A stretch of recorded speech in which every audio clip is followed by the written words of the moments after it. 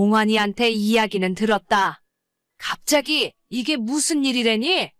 사돈댁 그 건강하시던 분이 어떻게 된 거야? 저도 잘 모르겠어요. 지병이 있던 것도 아닌데 지난달에 동네 아주머니들이랑 부산 여행까지 잘 다녀오셨는데도 이게 무슨 일인지. 아무튼 지금 병원 내려가는 중이라서 제가 엄마 상태 보고 다시 연락드릴게요. 병원이 없어서 지금 정신이 하나도 없네요. 그래, 별일 아닐 거야. 딸 얼굴 보면 금방 좋아지시겠지? 너도 괜히 이상한 생각하지 말고 마음 단단히 먹고, 알았지? 네, 어머님. 나중에 다시 연락드릴게요. 건강하시던 저희 친정엄마가 갑자기 쓰러졌다는 소식을 듣고 정말 정신없이 친정으로 달려 내려갔어요.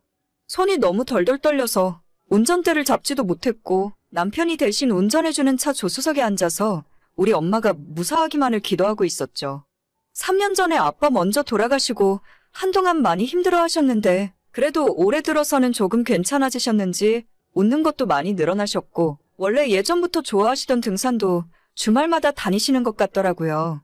제가 집안에서 외동딸이지만 먼 곳으로 시집와서 따로 살고 있었기 때문에 엄마가 혼자 된 이후로는 자꾸 마음이 쓰였고 자주 찾아뵙지 못해서 죄송한 마음이었습니다. 지난달 동네 친구분들이랑 부산 여행 간다고 해서 용돈도 많이 드렸고 재미있게 잘 놀다가 오셨는데 갑자기 쓰러졌다는 연락을 받으니 이게 무슨 일인가 싶더라고요. 혈압이 좀 있으셔서 예전부터 약을 드시긴 했지만 그래도 아직 엄마 나이가 70대 초반이라서 괜찮을 거라 생각했습니다. 하루 2시간 걸리는 병원으로 내려가면서 얼마나 빌고 또 빌었는지 몰라요. 병원에 도착했을 때는 이미 중환자실에 계셨고 급하게 무슨 수술을 해야 한다더라고요. 정신없이 동의서에 사인하고 수술을 했지만 중환자실에서 이틀 후에 돌아가셨어요. 아이고, 그 건강하시던 분이 병원에서는 뭐라고 하니? 급성 심근경색이었대요. 원래 혈압이 있긴 했는데 저는 정말 수술하면 괜찮아지실 줄 알았어요. 그래, 일단 너는 네 정신이나 단단히 챙기고 있어라.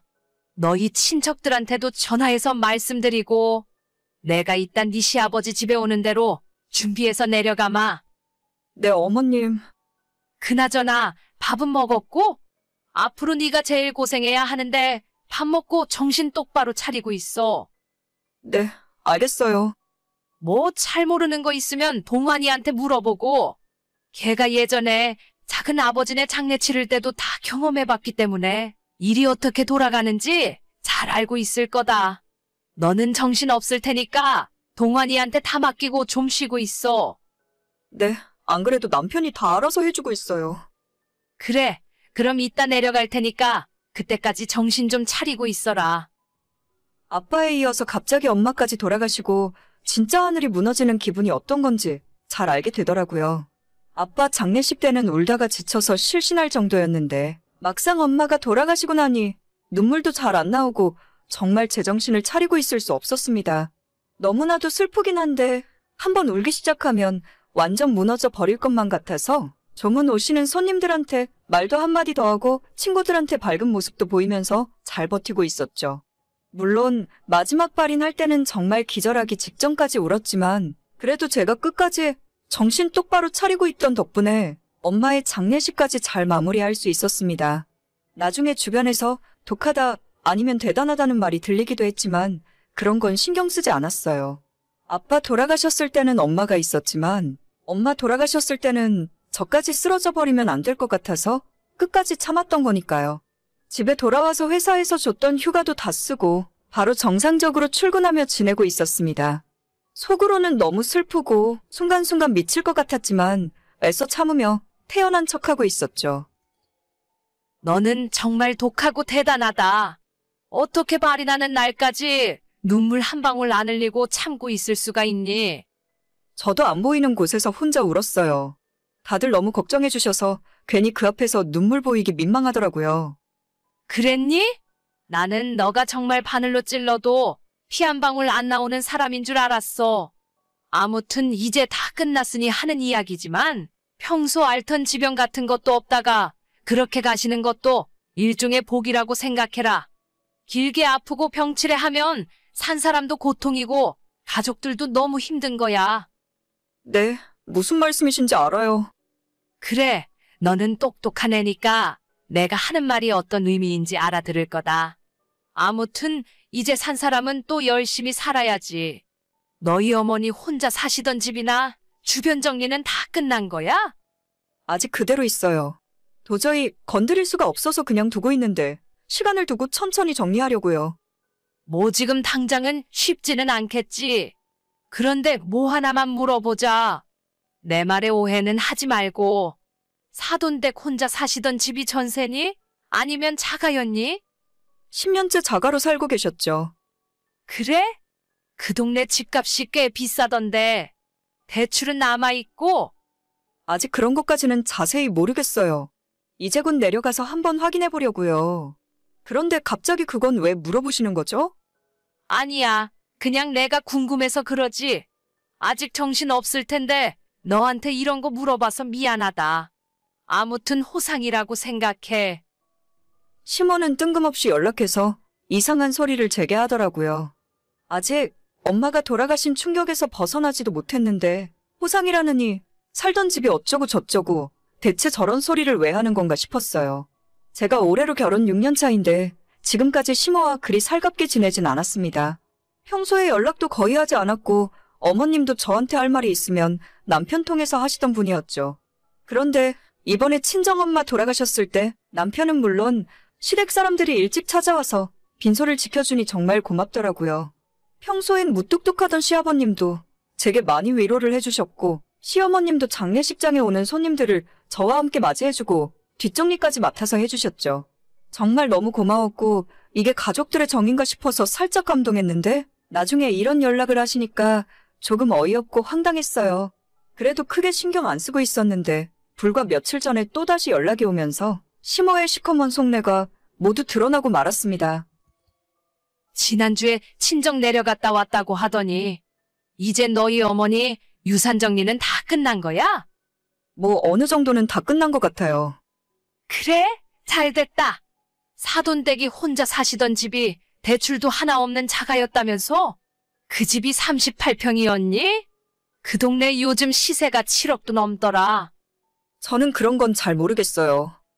그 집 팔 거야? 아니면 전세라도 줄 거야?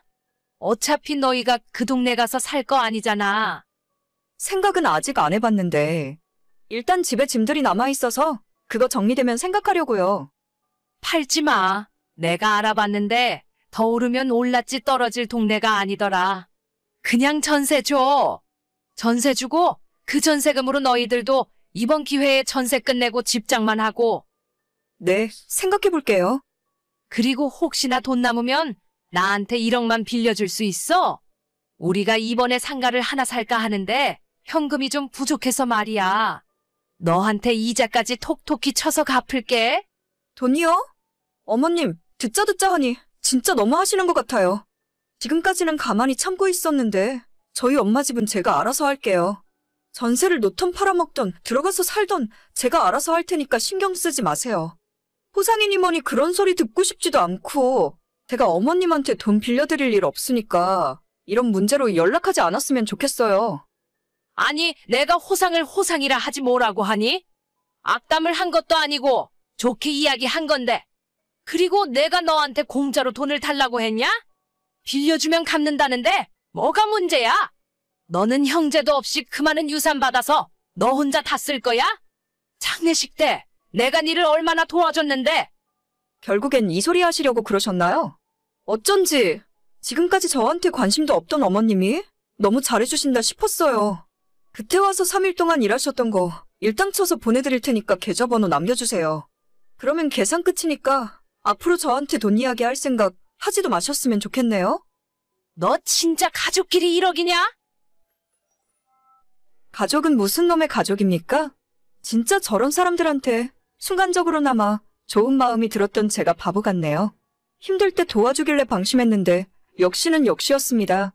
나중에 남편에게 시모와 나눴던 이야기를 보여주면서 당신 엄마가 돈 달라고 하는데 어떻게 생각하냐고 했더니 절대 줄 생각하지도 말라네요. 남편은 사남매 중에 막내 아들인데 옛날부터 시댁과 살짝 거리를 두고 있었어요.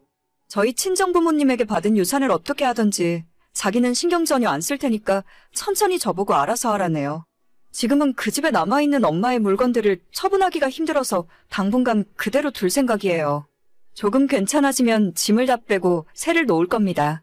시모 말대로 저희가 결혼하고 지금까지 집 없이 전세로 살고 있기 때문에 그 돈을 저희 집 사는데 보탤지 어떻게 해야 할지 남편이랑 차차 상의하려고요. 이제 진짜 우리 가족이라고 할 사람은 남편과 우리 딸 하나가 전부인 것 같아요. 이번에 친정엄마 장례식 도와주는 걸 보면서 아무리 사이 안 좋던 시부모라도 역시 가족은 가족이구나 싶었었는데 그 마음이 완전 틀렸습니다. 다른 사람들 전혀 신경 안 쓰고 우리 세 식구만 생각할 거예요. 하다 시부모가 사돈 집 유산까지 노릴 줄은 꿈에도 몰랐네요. 오늘의 사연은 여기까지입니다. 구독과 좋아요, 알림 설정은 많은 힘이 됩니다. 다들 행복하시고 좋은 하루 되세요.